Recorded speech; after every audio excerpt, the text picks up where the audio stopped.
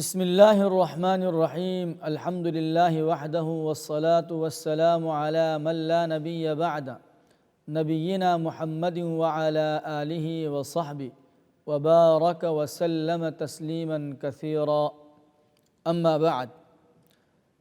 ناظرین محترم، یہ ماہ رمضان ماہ مبارک ہے، یہ جود و سخا کا مہینہ ہے،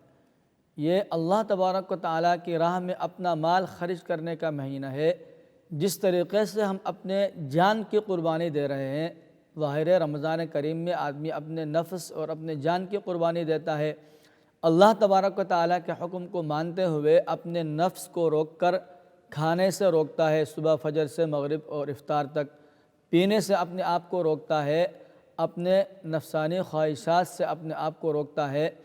یہ بھی ایک سخاوت ہے کہ اللہ کے حکم کے آگے سر جھکا کر کے اپنے جیسے ہم جان کی قربانی دے رہے ہیں، اسی طریقے سے اس سے زیادہ جذبے کے ساتھ ہمیں اپنے مال کی بھی قربانی دینی ہے، اور جتنا زیادہ ہو سکتا ہے اپنے حلال مال میں سے، اپنے طیب مال میں سے اللہ تبارک و تعالیٰ کی راہ میں، یتیموں میں، فقراء میں، مساکین میں، اپنے آس پاس میں جو کم آمدنی والے لوگ ہیں، جو روزے میں اچھا کھا پی نہیں سکتے ہیں، ان کے اوپر اپنا مال جتنا زیادہ ہو سکتا ہے خرچ کرنے کی ضرورت ہے۔ اور آپ صلی اللہ علیہ وسلم کی روایت ہے، ابن عباس رضی اللہ تعالی عنہ راوی ہیں، یہ بخاری اور مسلم دونوں میں روایت موجود ہے۔ کان رسول اللہ صلی اللہ علیہ وسلم اجود الناس وكان أجود ما يكون في رمضان حين يلقاه جبريل وكان يلقاه في كل ليلة من رمضان فيدارسه القرآن فلرسول الله صلى الله عليه وسلم أجود بالخير من الريح المرسلة۔ کہ ابن عباس کی روایت ہے، آپ صلی اللہ علیہ وسلم آپ پر کروڑوں رحمتیں اور برکتیں ہوں، درود ہوں، فرماتے ہیں کہ آپ صلی اللہ علیہ وسلم سب سے زیادہ سخی تھے، اجود الناس تھے، لیکن ماہ مبارک ماہ رمضان میں جب جبریل امین آپ صلی اللہ علیہ وسلم سے ملاقات فرماتے تھے، آپ کے پاس آتے تھے، آپ کے ساتھ قرآن پاک کا دور کرتے تھے، قرآن پاک سیکھنا سکھانا ہوتا تھا، تو آپ صلی اللہ علیہ وسلم بارش سے پہلے جو ہوا چلتی ہے، جو بارش لاتی ہے، اس سے بھی زیادہ سخی ہوتے تھے۔ ظاہر بات ہے کہ بارش اس دنیا میں انسان کی ضرورت ہے، اگر بارشیں نہ ہو تو یہاں پر قحط پڑ جائے، کھانے پینے کو نہ ملے، چرند پرند اور حیوانات بھوکے مر جائیں، تو اس لیے جو بارش سے پہلے آنے والی ہوا کو سخاوت کا استعارہ سمجھا جاتا ہے کہ وہ سخی ہوا ہے، کیونکہ اس کے بعد بارش ہوتی ہے اور سارے مخلوقات کو اس سے روزی ملتی ہے، تو فرمایا کہ اس ہوا سے، اس جو بارش لاتی ہے، اس سے بھی زیادہ آپ صلی اللہ علیہ وسلم سخی بن جاتے تھے کہ اس ہوا کے آنے سے، بارش آنے سے جیسے انسانوں کو نفع ہوتا ہے، چرند پرند کو، حیوانات کو، اس دنیا کی ہر مخلوق کو اس سے روزی ملتا ہے، تو فرمایا کہ اس سے بھی زیادہ آپ صلی اللہ علیہ وسلم سخی بن جاتے تھے، اور جو کچھ آپ کے پاس ہوتا تھا وہ اللہ کی راہ میں خرچ کرتے تھے۔ لہذا ہمیں ایک تو ماہ مبارک میں اپنے جو روزہ ہے اس کا اہتمام اور اس کا خیال رکھنا چاہیے، کیونکہ یہ بھی سخاوت میں داخل ہے کہ آپ اپنے رمضان جو روزہ اللہ نے فرض کیا ہے اس کی جتنی زیادہ ہو سکتی ہے حفاظت کریں۔ اس کے ثواب میں کمی لانے والے اعمال، جیسے کسی کی غیبت کرنا، کسی کے ساتھ لڑنا جھگڑنا، کسی کو گالی دینا، کسی کے ساتھ خواہ مخواہ برائی کرنا، ان سے ہمارے روزے کا ثواب کم ہوتا ہے، اور وہ اعمال کرنا جس سے ہمارے روزے کا ثواب بڑھتا ہو۔ ظاہر بات ہے روزے کا جو ثواب ہے اس کی ایک مقدار ہے، اگر ہم اس کے اندر اپنے بد اعمال کو شامل کرتے ہیں تو وہ اس کا ثواب اس سے نیچے کی طرف کم ہوتا ہوتا نیچے چلا جائے گا۔ اگر ہم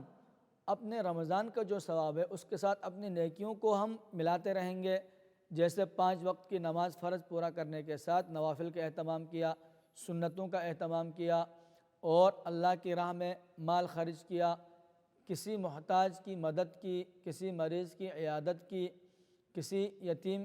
کو سہارا دیا، تو ان نیکیوں کے ساتھ رمضان جو روزہ ہے اس کا ثواب بڑھتا چلا جاتا ہے۔ تو یہ بھی ہے کہ ہم اپنے روزے کا اہتمام کریں، اس میں کمی لانے والے اعمال سے بچیں اور اس میں زیادہ سے زیادہ اجر کو بڑھانے والے اعمال کریں، اور ہم یہ اپنے لیے ایک حد مقرر کریں کہ ہم اس ماہ مبارک میں روزانہ کی بنیاد پر یا ہفتے کی بنیاد پر جتنا ہو سکتا ہے ہم نے اس ماہ مبارک میں مثلاً 10 آدمیوں کی مدد کرنی ہے، 5 آدمیوں، جتنے اللہ نے وسعت دی ہے، تو پھر اس میں ایک طریقہ یہ ہے کہ ہم ان کو پکا پکایا کھانا پہنچا دیا افطار میں۔ اور آپ صلی اللہ علیہ وسلم کی روایت ہے، فرمایا کہ جو افطار کو روزہ کراتا ہے تو اللہ تبارک و تعالی اس روزہ دار کے جتنا ثواب اس افطار کرانے والے کو بھی عطا فرما دیتے ہیں۔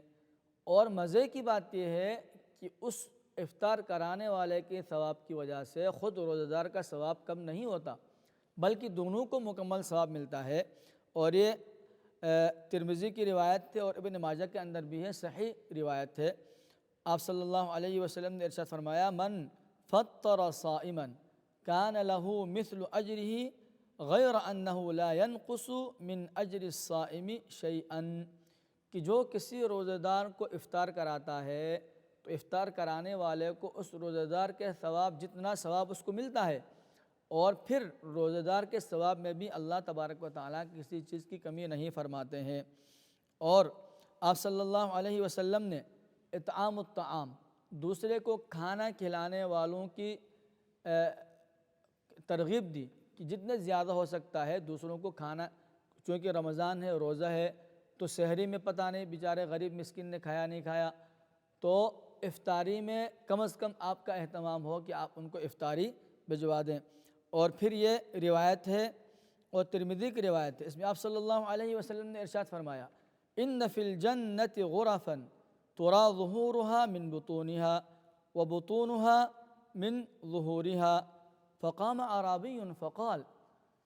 یا رسول اللہ لمن ہی یا رسول اللہ، قال، آپ صلی اللہ علیہ وسلم نے فرمایا،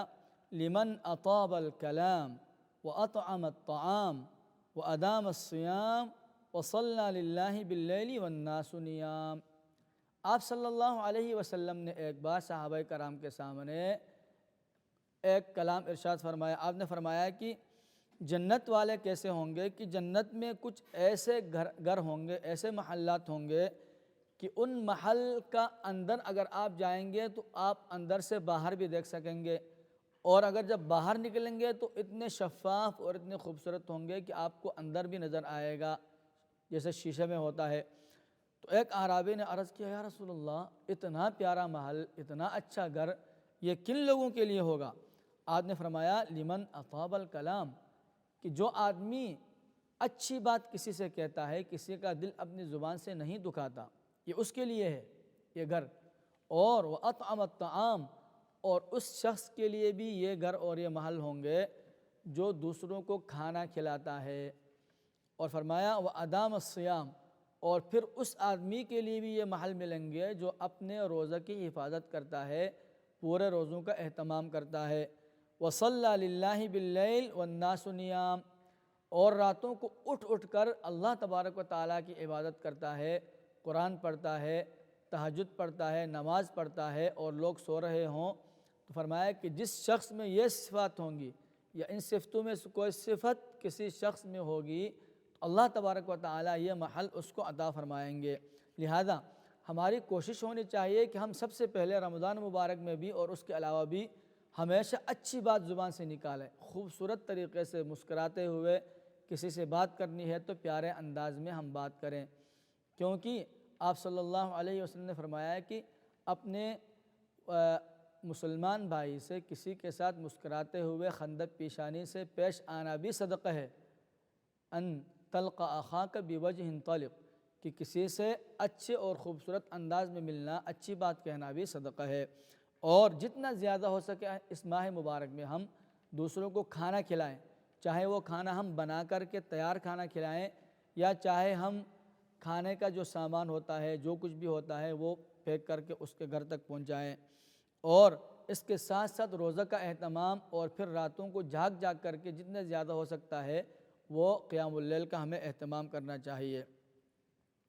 اور ہمیں کوشش کرنی چاہیے، ہمیں دیکھنا چاہیے کہ ہم 11 ماہ میں کتنے سخی تھے۔ یہ جو سخاوت کی صفت ہے نا، اللہ کو بہت پیاری ہے۔ تو ویسے رمضان کے علاوہ بھی ہمیں سخاوت کرنی چاہیے، اپنے مال میں سے دوسروں پر خرچ کرنا چاہیے،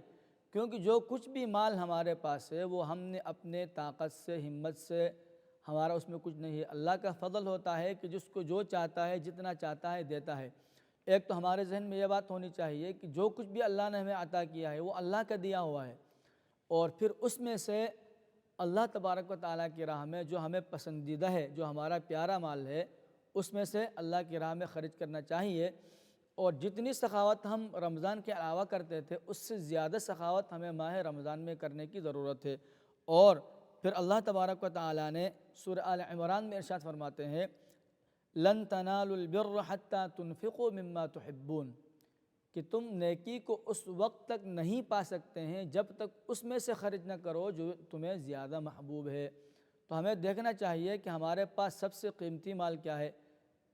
تو کوشش کرنی چاہیے کہ ایسا مال نکالیں جو ہمیں پسند بھی ہے۔ ایسا نہیں ہے کہ بس جو بچا ہوا ہے، یا کپڑے پرانے ہو گئے ہیں، جوتے پرانے ہو گئے ہیں، ٹھیک ہے اس کو بھی ضائع کرنے کی بجائے کسی غریب محتاج کو دینا چاہیے، لیکن صرف اسی پر گزارا نہ ہو، سخاوت اس سے آگے بڑھ کر کے اپنے پسندیدہ اور اپنے قیمتی اشیاء کی طرف بھی جانی چاہیے، کیونکہ اللہ کو یہ بہت زیادہ محبوب ہے۔ اور آپ صلی اللہ علیہ وسلم نے ارشاد فرمایا، بخاری کی روایت ہے، من تصدق بعدل تمرۃ من کسب طیب، اور کوشش ہونی چاہیے کہ جو آپ صدقہ کر رہے ہیں وہ حرام کا مال نہ ہو۔ اگر کسی کو لگتا ہے کہ اس کی آمدن میں حرام بھی مکس ہے تو حتی الامکان اس سے بچ کر کے رہے، ماہ مبارک ہے، اللہ تعالیٰ ہم سب کو ہمت اور توفیق دے، اور اپنی طرف سے حلال کسب، حلال کے اسباب مہیا کرے، اور یہ بھی اللہ سے مانگنا چاہیے کہ یا اللہ کہ ہمیں حلال اور طیب روزی کے اسباب مہیا فرمائے۔ اللہ تعالیٰ مہیا فرماتے ہیں مانگنے سے۔ تو آپ نے ارشاد فرمایا من تصدق بعدل تمرۃ من کسب طیب، کہ جو شخص ایک کھجور کے دانے کے برابر بھی اپنے پاک اور حلال مال میں سے خرچ کرتا ہے تو اللہ تبارک و تعالی اس کو قبول فرماتے ہیں۔ ولا يقبل اللہ الا الطیب، اور اللہ تبارک و تعالی تو حلال اور طیب کے علاوہ قبول نہیں فرماتے ہیں۔ اگر کوئی شخص حرام کماتا ہے، وہ کتنے بھی خرچ کرے،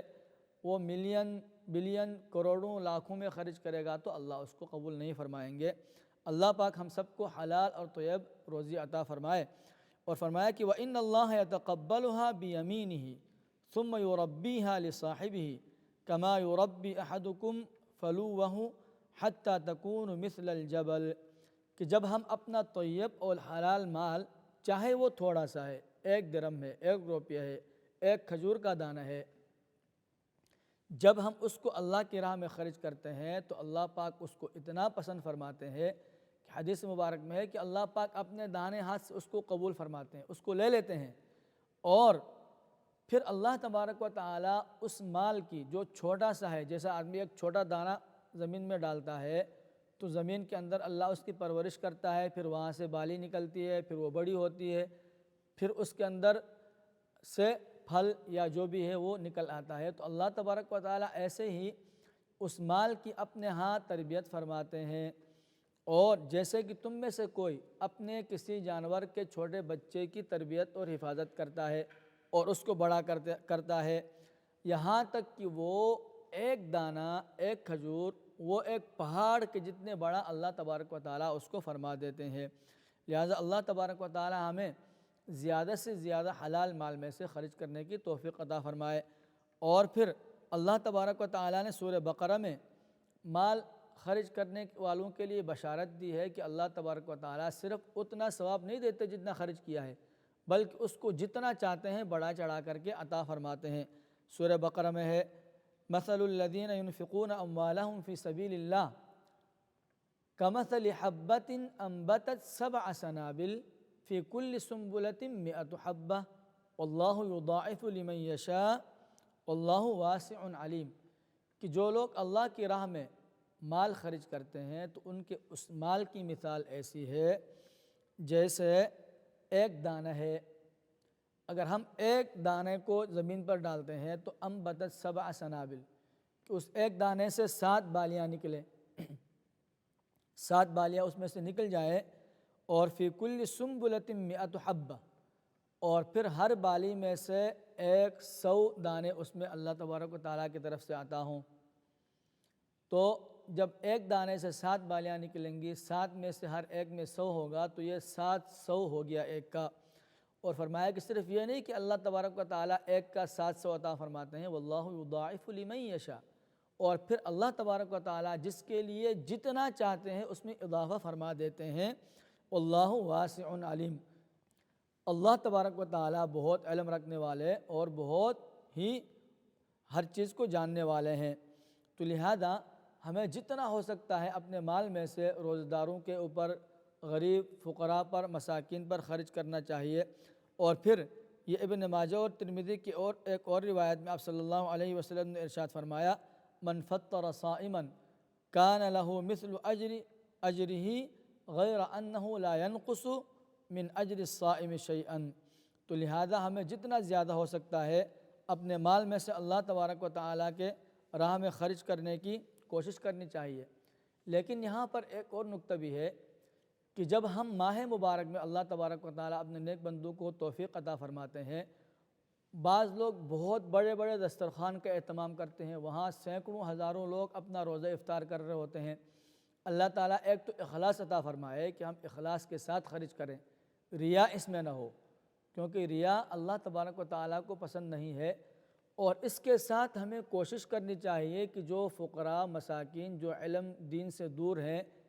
تو ان کو افطار کرانے کے ساتھ ساتھ ان کی دینی تعلیم و تربیت اور دعوت کا بھی اہتمام کرنا چاہیے۔ مثلا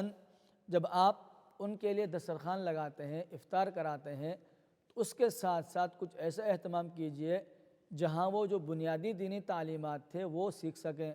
عقیدہ توحید ہر ایک اپنا مضبوط کر سکے، اور اس کے ساتھ طہارت کے جو مسائل ہیں، پاکی کے مسائل ہیں، وضو کے، غسل کے، وہ اس میں وہ سیکھ سکے۔ اور اس طریقے سے جو بنیادی تعلیمات اسلام کی ہے، کیونکہ بہت سارے لوگ بیچارے جو غریب ہوتے ہیں ان کے پاس وسائل نہیں ہوتے ہیں کہ وہ جا کر کہیں تعلیم حاصل کر سکیں، کہیں جا کر سیکھ سکیں۔ تو یہ رمضان کریم، اس میں ہم خرچ کرنے کے ساتھ ساتھ لوگوں کو دین کا علم سکھا کر کے اس میں ہم اور زیادہ اجر و ثواب کما سکتے ہیں، کیونکہ آپ صلی اللہ علیہ وسلم نے ارشاد فرمایا، خیر الناس انفعہم للناس، کہ لوگوں میں سب سے زیادہ بہتر وہ ہوئے جو سب سے زیادہ دوسروں کو فائدہ پہنچائے۔ تو اللہ تبارک و تعالی اس ماہ مبارک میں ہمیں زیادہ سے زیادہ ثواب کمانے کی توفیق عطا فرمائے۔ اللہم آمین یا رب العالمین۔